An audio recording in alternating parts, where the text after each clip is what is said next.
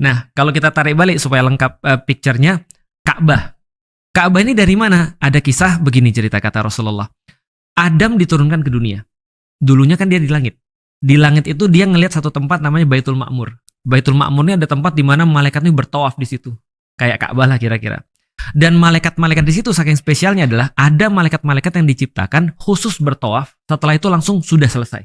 Nggak lagi melakukan tugas apapun. Diganti lagi dengan soft-soft malaikat yang baru untuk bertawaf. Nah, ketika di dunia, Adam itu bilang sama Allah, ya Allah kangen dengan Baitul Ma'mur.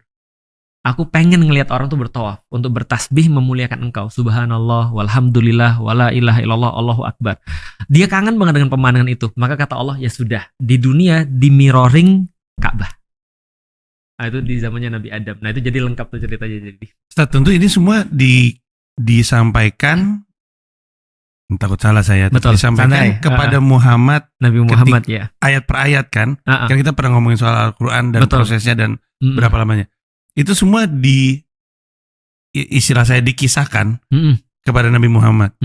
Lalu Nabi Muhammad ketika tahu kisah itu nyeritain lagi, ngelanjutin. Betul.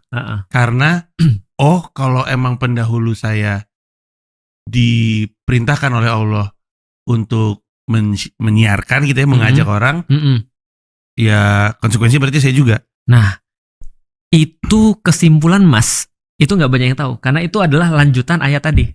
Ketika Ibrahim disuruh untuk memanggil manusia dan disuruh untuk mengubah dunia dalam tanda kutip, dia tahu bahwasanya ini tidak akan pernah bisa selesai di zaman dia.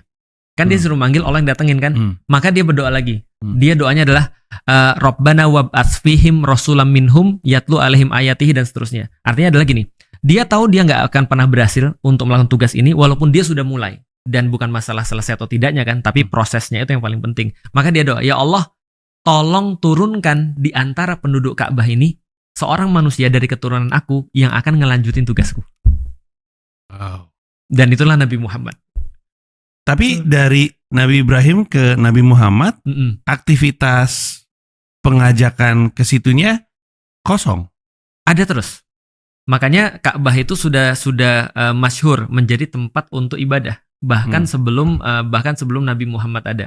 Jadi Ka'bah itu sudah ada dari dulu dan mereka meyakini dari zaman Nabi Ibrahim. Lalu kemudian setelah itu mereka tinggiin, lalu kemudian dipakai, akhirnya muncul kesyirikan di daerah Jazirah Arab. Karena waktu itu ada seorang Arab ngelihat di daerah Syam, bagus nih tempat ini untuk pariwisata. Karena banyak patung-patung dan segala macam. Diintroduksi patung itu ke Ka'bah. Maka muncul zaman jahiliyah itu. Sampai Nabi Muhammad datang. Gitu.